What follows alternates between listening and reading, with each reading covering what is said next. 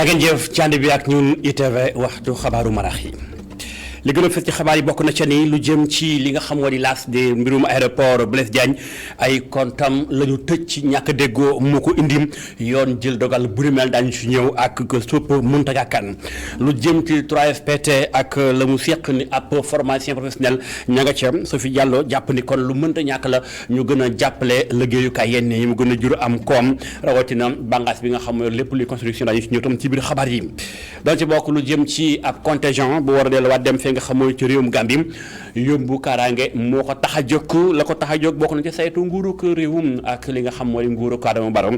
dañ ci ñëw ak ba ñuy tàmbali liggéey bu ni mel ci suba ak Adama sax ci wàllum correspondance bi daañu ànd ak commerçant yi nekk ci marché bi nga xam mooy Petersen ñu ngi dund ay benk ñu ngi koy tar nawet bi moo ko sookeem ngir ñu denc seen ay bagage ak lay des ci ñoom ak nu ko war a denc nekk na jafe-jafe ci ñoom bu rëy dañ ci ànd ak gëstub Ndeye Mariam Gaye lii moo fees niskis faram fàcce gi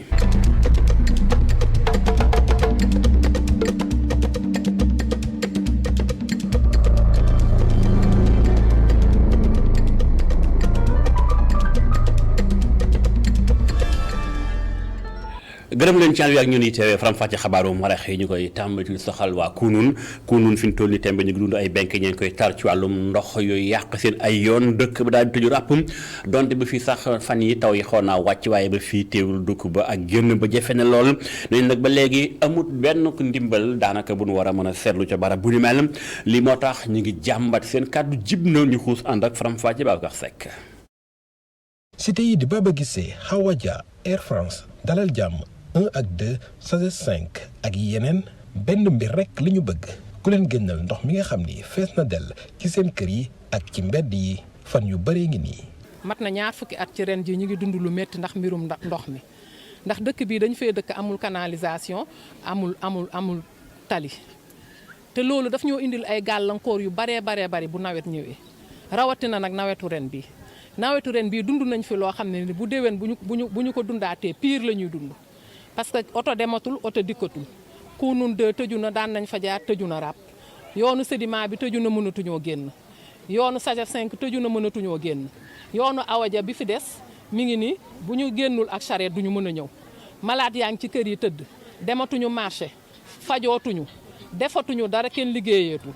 donc dëkk bi tëju na yëpp. inondation yi ci kunun jël na fa benn bakkan benn ndaw bu courant bi maas. bakkan sax rot na fi benn waaju jàmbaar ñu koy wax Duudu Ndooy dugg na fii këram fees dell mu ñëw branché rek bëgg a manque ndox mi ci këram rek courant ba maas ko mu dee fa la yam njabootam a ngi ne toog ak seen jaaxle te ba tey njabootam ñu ngi ci biir ndox mi kon nag loolu moo tax ñun tamit ñuy yuuxu di woo monsieur le président de la république son excellence monsieur Macky Sall ndax lii am nañ yaakaar ne moom rek moo ci mën dara ndax xëy na autorité yi fi nekk mën naa am at yi jiitu ak ci bii ñu nekk nii jéem nañ lu ñu mën mais li ñu mën amaana attanatul maanaam dayo bi yëf yi toll loolu moo tax xëy na xeebaluñu kenn li nga fi daan def mais nag ñun ki ñu yaakaar ne moo ci mën dara ñu mën a am ay tali mën a am canalisation gannaaw yàlla kenn rek lañ tàllal loxo moom la ñuy woo moom la ñuy yuuxu mu walluñu muy monsieur Macky Sall le président de la République père de la nation. ñenn ci askan yi dëkk ci cité yi nekk ci Kounoune amal nañ ab pétition ngir laaj ñu defaral leen réseau d'assainissement ñu bëgg it gisee ak kilifa yi ngir mën a soppi doxinu gox ba di kunun ba fii ñu ngi jàmbat kon jaajëf Babacar Seck ci gëstum bu ni mel xabaar yi wëy ñi tam nawet bi yàq na seen liggéey mooy ñi nekk ay commerçant Ndeye Mariam Gaye defoon na doxantu ba ca Petersen fekk na fa ay commerçant yoo xam tey ñu ngay lalaka lalli ak denc seen ay marchandises waaye daanaka ndox bi lañ cay yàq bari na lool la ñuy dund ci ay gàllankoor yi tarnam reportage. jaaykat yi ndaw yi di am konteel ay jafe-jafe yu metti loolu ci nawet bi loolee la kii di Alassane Faye di dund ci jamono ji mu nga féetee ca marché Petersen. bu tawee daanaka suñu bagage yu bari boo ko baasu day tooy waaw bu xasee xëy rek daanaka ñun ñuy jaay moom du ñu ànd ak suñu saako ngir tiit ak travaux yi sonal na lool travaux yi waaw daanaka bu xasee xëy doo gis client boo xoolee marché bi ak ni mu jaxasoo ñu bari ñu ngi fi woon mais ñu bari dañu mu tasaaroo ngir ñàkk place bu baax. ndax boo xoolee marché Petersen koo xam ne marché bu xum la woon mais léegi travaux yeeg saa bu tawee daanaka ñun dañuy am problème yoo xam ne day métti lool. même su fekkee jamono ji taw mi bari na loolu fii ci Ndakaaru taxul jaaykat yi bég ci ndax kat ñoom da leen di yàqal seen lépp liggéey. su nawet bi ñëwee doo gis benn client bu ñëw di jënd si wala du bëri bokk waaw da ngay toog rek daanaka ba ngoon nga lemaat say bagage dem ñibbi njaay mi daal du dox na mu daan doxee bu commencé di taw. mu nekk naqar goo xam ni ñoom ñëpp a ko bokk daanaka Soda Samb mi lalab toile teg ci ay dàlli xale moo ngi am jafe-jafe ngir jaay yile dàll. jafe-jafe yi bëri na ndax amuñu mbaal amuñu dara ñoo ngi nii buy taw duñu am sax fu ñu taxaw fii yëpp ndox lay doon suñu bagage yeeg yëpp day yàqu si taw bi dañ koy dénkaane sinon ñu muur ko fii. taw mi bari loolu fii ci Ndakaaru ak fépp ci biir Sénégal kër yu bari di tëmb niki njaay yi nawetu ren bi jafe loolu ci jaaykat yu bari. ba tey ak mbirum nawet bi ginnaaw ban gërëmee soxna Mariam Gaye Niass ci liggéey bu ni mel moom Ndeye Mariam jàppale ni sax lu jëm ci dex gi nga xam mooy fleuve Sénégal bu ñu deful ndànk di daal di dagg wutali kër yam ndax bu ñu xoolee Matam bi nga xamante ni bi sukkandiku ci benn communiqué boobu bànqaas bi ñu dénk wàllu gu ni mel moo ko daal di becc ñi nga xam ne lu bon fi ñu toll ni ndox ma yéeg na ba daanaka 35 centimètres maanaam fanweeri xasab ak juróom-ñaar moo ko teree kon daal di yéeg ba génn kon bu tawaatee taw bu gën a kawe mën naa jur gàllankoor moo tax ba fii kon kilifa yaa ngi dànkaafu ak di wax ni ña ngay def kem kat dañu ci ñëw incha allah ci beneen pàcc bu yaatu nu mu gën a yaatu bala xibaar yi jeex jumbul leneen tam soxal xibaar mi ngi soxal lu jëm ci kaaraange yoon wi agence bi ñu dénk lépp luy sécurité routière ñu ngi amal ay tournée di wër réew mi di xool chauffeur si ak ñu yëgu ci wàllum dem ak dikk bi li ñu bëgg mooy accident yi daa di def kem kattan ba mën wàññi ko bu baax wala mu néew lool mooy seen bëgg-bëgg lu mel moo tax it ndaje la ñu wootee ca diwaanu région bu Diourbel na fi nga xam mooy Touba lépp jëm ci wàccaayu màggal gi ñu xuus ànd ak correspondance góor ndak loo ceex na fay. fexe ba yokku kaaraange ci yoon yi naka noonu it wàññi accident yi ñi nemmeeku bés bu nekk loolee tax a jóg agence nationale bi yor lépp lu jëm ci wàllum kaaraange yoon yi ginnaaw ba muy wër région yu wutey ci biir Sénégal ngir ñaax ñi di chauffeurs yi naka noonu transporteurs yi. ñu nag suñu mbir si juróomi mbir rek la tënku mooy kaaraange yoon yi moom la ñuy wooye audit de sécurité routière audit des infrastructures mooy kaaraange oto bi lépp lu jëm ci wàllum contrôle technique bi ñun contre inspectrice bi ñun ñoo ko yor contre inspectrice beeg yooyu ak oto yi ni muy wóoree pièces oto yi ñuy importé lu ci mel ni wàllu pneu yi nga xam ni ñu ngi koy utiliser suñu oto yi te muy jógee Europe nga xam ni ay occasion la lu ci bare dafay indi ay accident. ci noonee moom directeur bu ANASER bàyyi xelit région de Diourbel ngir fexe ba jote ji ci objectif zéro accident. Diourbel dafa am solo ci xeex bi parce que booy xool accident mortel yi boo jëlee téeméer bu ne xëy na juróom benn fukk yi mi ngi nekk ci national une bi si corridor Dakar Bamako bi jaaraale Diourbel jëm Touba donc dafay am njëriñ lool nga accès sa xeex fii ci région bi boo ci accès sa xeex am ci ndam rek xëy na dina am jeexital ci ndam global bi nga war am ci au niveau national. ci lu jëm ci wàllum code de la route bu yees bile directeur général bu ANASER ne. te code de la route bu bees bi tamit indi na sanction yi nga xam ni wax dëgg yàlla ñëpp ci marché Sénégal yëpp ci bokk d'accord que ni comportement yii sanction yu exemplaires yi lañ ci daan yu exemplaires yi lañ di teg bu ko defee nit ñi moytu daañu daan si poche nit ki daan yu am solo waaye daan ci wàllum kaso ku nga xam ni dawal na oto maanaam te amul permis de conduire maanaam. màggaluk Tuuba gi di gën di randu si tax agence bi ñu dénk wàllum kaaraange jëm ci wàllum yoon yi gën a ñoŋal ay campagne am ngir ñaax askan wi ginnaaw ba ñuy xamle ne seen bëgg-bëgg du leen lu dul fexe ba wàññi accident yi ñu nemmeeku at mu jot ci biir réewum Sénégal. jaajëf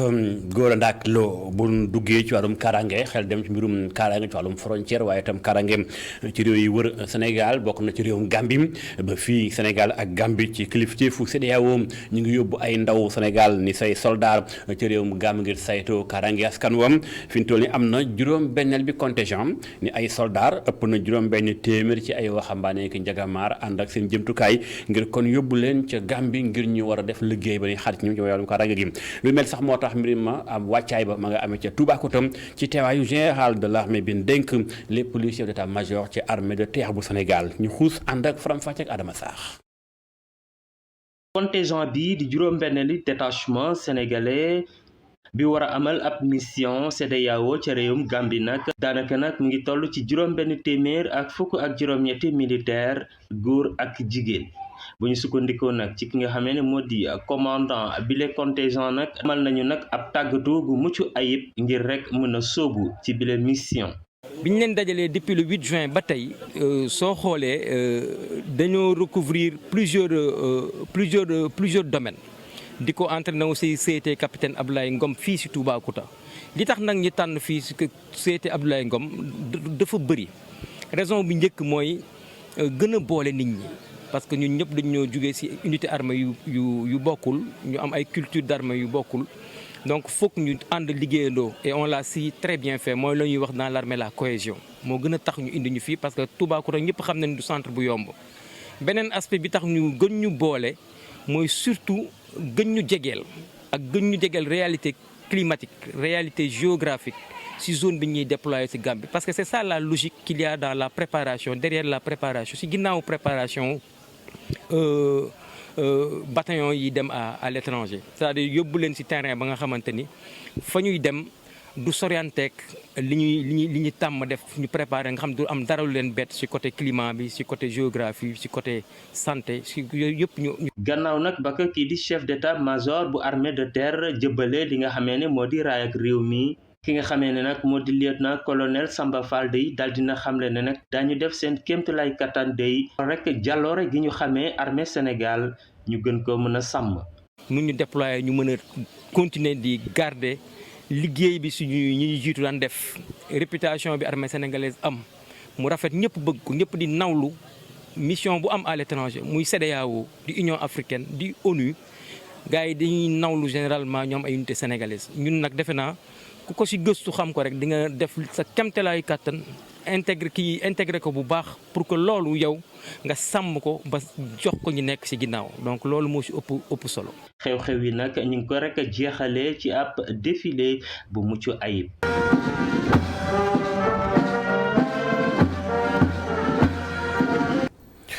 jaajëf El Hadji Adama Sarr wàccaat ci Ndakaaru waxtaan mbirum formation professionnelle bànqaas bi ñu ko dénk muy fonds de financement pour la formation professionnelle ak technique ñu koy tënk ci 3FPT nee na faaw mu lëkkaloo ak bànqaas bi ñu dénk lépp lu liggéey tabaxum dëkkuwaay ci état bu Sénégal la ñu bëgg a tàggat dana toll ci junni ak juróom-benni téeméer wala sax fukki junni ak juróom-benni junni ci ay ndaw la ñu bëgg a tàggat ci xeetu métier yi yi nga xam ñoo wër ci mbirum bâtiment ndax jàppe ne foofee nekk na bànqaas ba bu ñu ci roofee doole mën na indi lu bari ci xëyum ndaw ñi ko wax bokk na ci am bànqaas bi ñu dénk 3FPT directrice ba soxna Sophie Diallo becc na nan bëgg a doxee liggéey bu ni mel la mu dénk Gaspard Emmanuel Ndione. tey jii dañuy rafetlu bu baax teewaayu direction générale de la construction et de l'habitat mu invité ñu ci vraiment xalaat nan lañ mën a def ba accompagner le projet de 100 000 logements ci wàllu boobu 3FPT comme ñun dañuy yëngatu ci wàllum tàggat ndaw ñi ñu ne balaa ñuy tàmbali lu ñu mënti def dañuy def benn étude ba pare pour mën a xam lan lañ soxla comme formation DGCH moom ci boobu mu yokkaat ne que ci biir xool étude boobu noonu rek du ñu yem ci seet yan métier lañ soxla mais danañ xool tamit lan moo am ci localité yooyu nga xam ne dañoo bëgg def formation yi donc bu ñu boolee ñaari éléments yooyu noonu ñu ne lii moo fa ne lii lañ soxla léegi fan la ñu war a mën a jëm donc tey jii nii moo waraloon ñu ñëw teeyoo nii étude bi nga xam ne dañuy def restitution yi ñu mën a xam ne lan lañ soxla ci comme wàllum tàggat yan nombre la au niveau de chaque département ci yan métier la également bu ko defee ñun tam ñu mën a xool nan lañ mën a organiser vraiment formation yooyu noonu. bon bu dee ci wàllum tàggat bi nii ñu ngi xalaat ne que 16000 jeunes la ndaw yoo xam ne war nañ leen tàggat ci diiru juróomi at léegi budget bi ñu ciy xalaat ne que bu ñu estimé bi ñu càmbar ba ñu defee étude ba pare mi ngi dollu ci 9 milliards 280 millions donc là 3FPT du mën a jël lépp en charge directement parce que fii ak 5 ans la ñu war a former dañu war a construire bâtiment yi mais ça veut dire que war nañoo former balaa 5 ans yi di jeex jeunes yooyu noonu donc ñun am nañ déjà ay dispositifs yoo xam ne que dañuy yëngatu ci wàllum tàggat boobu ñuy wóor nag moom mooy tàggat boo xam ne dafay nekk ci diir bu gàtt nga mën a tàggat nit ki moo mën a am diplôme ñu mën a xam ne kat kii kat am na lijaasa bu koy permettre mu mën a liggéey ci yenn secteurs yi donc comme ñun dañuy yëngatu ci wàllu boobu noonu ñun dinañ ci mën a def suñu partition mais dinañ jël également sukkandiku ci ay partenaires yoo xam ne ñu ngi positionné wu déjà ci accompagner projet bi nga xam ne dafa am solo. ñu xuus ci mbirum diplomatie lëkkaloo diggante Sénégal ak ay yeneen réew Sénégal ak Pologne fi ñu toll nii seen diggante dafa tax bandang lu ni mel lañ mën a seetlu ndax njiitum réewum Pologne mi ngi fi réewum Sénégal ànd ak soxnaam ba muy ñëw nag indaan li ci ay waxandeem lu toll ci juróom-benn fukki milliards ak juróom-benn ndax ab prêt la maanaam lebal bu mu lebal nguuru Sénégal lu toll ci koppar ñu mën caa ay soxaliku ci wàllu gu ni mel ñëwaat ci dëgg-dëgg googu lekk ngan ak lu nu gën a waxtaane ci xuus ca biir lu gën a yaatu dañ ci ànd ak Faram Facce ak Younoussa Gueye Moussa Fall reportage. gannaaw ba mu jógee Abidjan njiitu réew Pologne di Andrzej Duda mu ngi Ndakaaru mooy tukkib nemmeeku boo xam ne li ko waral mooy gën a dëgëral waaye it rataxal diggante Pologne ak yeneen réew yi nga xam ne ñoo nekk ci Afrique sowu jant teewaayu Andrzej Duda di njiitu réewu Pologne njiitu réewu Sénégal di Macky Sall doon lu mu rafetlu waaye dolli ca rafetlu bu baax liggéey wi nga xam ne Pologne ñu ngi koy liggéey jëmale ci wàllum science. Le Sénégal et la Pologne entretiennent d'excellentes relations. teewaayu njiitu réewu Pologne dama koy rafetlu bu baax gannaaw ba mu fa demee 2016 ñu waxtaan wu am solo ci diggante suñu liggéey wi ñu war a séq ci wàllum njàng waaye ci wàllu mbéy ñëwam fii ñëw bu am solo la ñu ngi koy rafetlu bu baax waaye rafetlu bu baax ràññee bi nga xam ne ràññee nañ ko réew mi di Pologne ci liggéey wu am solo ci wàllum science moo tax liggéey ak ñoom lu am solo la. Qui ont fait avancer la science. gannaaw bu mu jëlee kàddu njiitu réew bamtuwaat na bëgg-bëggam ngir ubbi ay buntam ubbi buntu Sénégal ngir waa Pologne rawatina ñi nga xam ne ngi yëngatu ci wàllum tabax waaye it ci wàllum éducation. Avec le président Duda, nous avons exprimé notre forte volonté. suñu waxtaan xaatim nañu ay contrat di ci demee ne suñu lëkkaloo goo xam ne bëgg nañ ko amal ci wàllum njàng waaye it ci wàllum agriculture waaye it ci exploitation gaz ak pétrole wi nga xam ne gis nañ ko fii si suñuy yaax ci at yu ñu jëm rek daañu tàmbali exploitation bi de Pologne ñu ràññee ko bu baax ci liggéey wu mel noonu la moo tax ñu ne ubbil nañu suñu buntu investisseurs yi nga xam ne bëgg nañu liggéey ci wàllum tabax rawatina wàllum éducation noppi nañu ngir liggéey ak secteur privé bu Pologne rawatina gouvernement bi. En impliquant davantage nos secteurs privés respectifs. gannaaw ba ñu amalee seen jàkkaarloo ak taskatu xibaar yi ñaari njiitu réew yi dem nañu salle de banquet bu présidence ngir fekk fa ñaari première dame yi foofule nga xam ne ñu ngi fa doon amal benn exposition boo xam ne dañuy fësal wàllum cosaan ak aada ak lépp loo xam ne Sénégal moom na ko ñu nemmeeku fa teewaayu styliste yu mag rawatina Juma Deng Jaxate. ginnaaw ganuk gi ñu am jóge ci réewum Pologne lii moom xibaar la bopp ma nga xewee ci Grande-Bretagne ka fa nekkoon ren di maanaam buur bu jigéen ba fa nekkoon ay at boobaak léegi fàtt ni ba léegi Angleterre ñoom dañuy am ren lu ni mel nag muy ren Elisabeth II génn na àdduna lu mel kon mi ngi xew ci alxamesu tey ji juróom-ñetti fan septembre bi moom nag toog na juróom-ñaar fukki at ca bopp nguur ga ni ab buur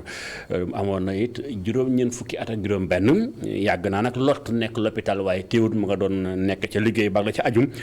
ñëw gën a xam kooke moo doon kan moom ren Elisabeth II ñu ànd ca gëstub maam Abdou Guèye Kassé.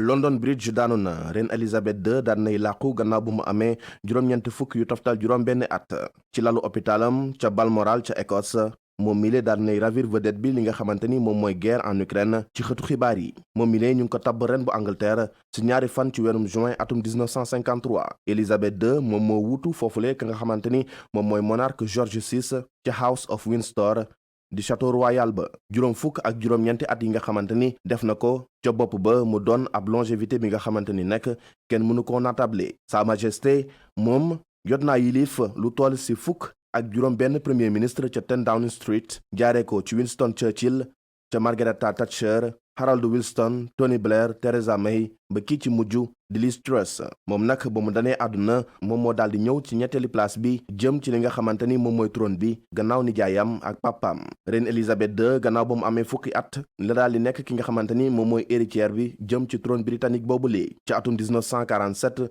la daal di sëy ak ki nga xamante ni moom mooy Philip Mountbatten di prince de Grèce et de Danemark union royale bi nag am na ñeenti bant wante dund ki nga xamante ni moom mooy Elisabeth II nekkul woon lu yomb loolu ndaxte am na ay jafe-jafe yu métti yi nga xamante ni dab na ko comme faat bu ñu faat ki nga xamante ni moom mooy nijaayu jëkkëram di Lord Mountbatten ak tamit séparation yu bëri yi naka noonu tamit ñetti doomam yi nga xamante ni tas nañu ak génnum àdduna ki nga xamante ni moom mooy princesse Diana di belle-fille mu doon ay décès yi nga xamante ni nag presque booy xool ñoom ak bu rakkam ak yaayam daanaka benn lañu moom mi lee boroom këram mu ngi génn àdduna niki daaw gannaaw juróom-ñaar fukk ak ñetti at yi nga xamante ni sëy nañu ko ca Angleterre nag dinañ ko delloo njukkal lu toll ci fukk ak ñaari fan dalee ko niki tey.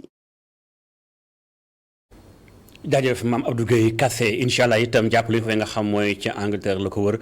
communauté sénégalaise bu mag ña nga fa ay doomu Sénégal ña nga fay daan seen dooleem daañu ñëwaat ak ñoom ndax jokkoo nañu ak ñoom ñu wax ñu dëgg-dëgg seen gis-gis ci génnu àdduna ren bu Angleterre boobee faatu daañu ci ñëw incha allah ak Moussa Ndiaye mi nu jokkool kenn ci association bi ëmb Sénégalais yi nekk ca Grande-Bretagne leneen soxal Sénégal mi ngi soxal mbirum suuf ak nin koy dogateem ginnaaw l'hôpital bi nga xam si moo di Dantec ak la ci am jàppale ni leneen coow feeñ ci na ci li nga xam ne kon lu jëm ci école supérieure d'économie appliquée foofee tax na ba coow la tàmbale jib ñi fi nekkoon tamit ay syndicalistes ci wàllum njàng moo kawe mi ay professeurs d'université seen kàddu jëm na ci wàllu gu ni mel kenn ci ñoom nekkoon gano ko El Hadji Malick Cissé ci li nga xam rek mooy kenn askan wi ñëwaat na dëgg-dëgg ci jàngat la nga xam moo xew muy professeur Seydi Babacar Ndiaye ñu teewlu kàddoom. xam nga loolu dafa metti ndax dafa mel ni chaque année ñu foog ne am na loom teg nañ ko tegee na boor ñu indiwaat ko loolu bi ko indi man dama ne xëy na yaa fuusu recteur yi moo ko indi su ma nee yaa fuusu recteur maanaam yow mënuñu la dénk dara te xamoo li ñu la dénk lan la ëllëg soo koy dellu lan ngay wax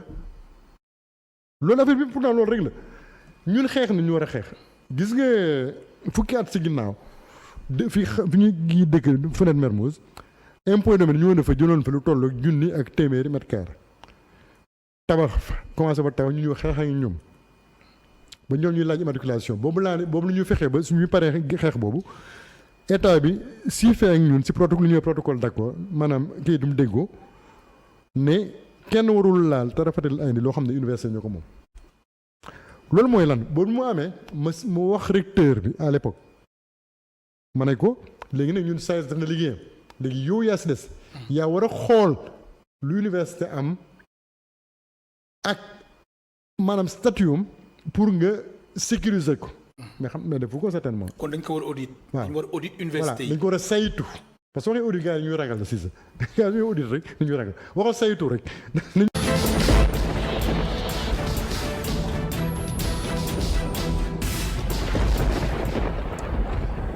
dugg nañ ci pàcc bi ñu jagleel mbirum alam gi di environnement tey ña nga jëm ca diwaanu ko Matam ak lu ko wër ànd fa ak Amadou Oumar Diallo foofee ña nga ca njëmbatum garab ñetti junneek nangam ci hectare yu ñu war a jëmbat ay garab ngir dolliwaat li nga xam si moo di kon gàncax nga war a gën a mën a naat ñu xuus ak Amadou Oumar Diallo ci correspondance. Agence sénégalaise de la reforestation ak Grande Muraille Verte mu ngi continuer di wër réew mi ngir xool état pépinière yi nekk fii ci région bu Matam ci tournée boobu de bërët yu bëri profité nañ ngir organiser ay journée de reboisement. moo ñu tax a jóg dem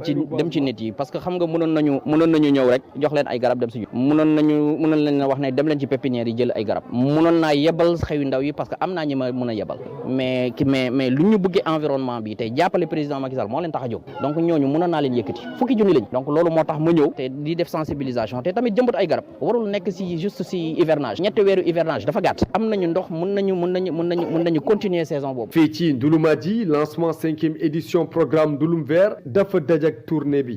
waaw tey mooy suñu journée lancement phase 5 bu projet Ndouloum Vert projet boo xam ne association pour le développement de Ndouloumadji ci biir commission environnementale am moo sumb projet boobu pour mun a reverdir dëkk bi yëpp. waaw projet boobu nag tey la ñuy lancé phase 5 am commencé na depuis 2018 ñu am honneur nag directeur de l'agence de la reforestation et de la Grande Muraille Verte ñoo fekkee ko tey. kuréel buy wuyoo association pour le développement de Goudoudé Ndouedbé ñoom tamit taxaw nañ seen pépinière bu njëkk ak accompagnement agence bi. tey nag dañ ñëwoon fii au niveau du forage pour def benn pépinière boo xam ne dinañ fi mën a saxal ay garab garab yoo xam ne donc dëkk bi dinañ ci mën a am accès. waaw utilité pépinière bi mooy avant tout que déjà ñu am ko suñu village parce que ñun association bi chaque année donc day def ay activités de reboisement dañuy saxal ay garab bëgg nañ nag vraiment li ñuy dem pour nga jot ci des fois day difficile da ngay dem ba Matam wala Ourossogui ci boobu la ñu jël décision donc am suñu pépinière bopp bi nga xam ne su dëkk bi dina bokk ci dëkk yi nga xam ne donc garab dafay sax bu baax a baax. ak ñetti junni garab bi ñu jëmbax depuis 2018 programme Ndouloum Vert inspiré na ay bërët yu bëri fii ci Matam objectif bi mooy xeex déforestation ak tàngoor boo xam ne bàyyul benn bërët ci région bu Matam.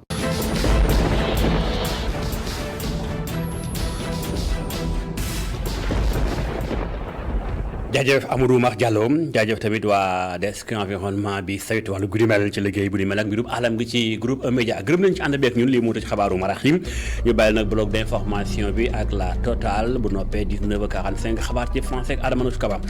jaa ngeen jëf ba ci kanam.